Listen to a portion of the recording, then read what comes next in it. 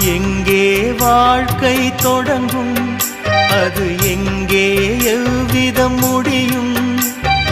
இதுதான் பாதை, இதுதான் பயணம் என்பது யாருக்கும் தெரியாது. பாதையெல்லாம் மாறி வரும், பயணம் முடிந்துவிடும். மாறுவதை புரிந்து கொண்டால் மயக்கம் தெளிந்துவிடும். நினைப்பதெல்லாம் நடந்துவிட்டால் தெய்வம் ஏதுமில்லை. நடந்ததையே நினைத்திருந்தால் அமைதி என்றுமில்லை.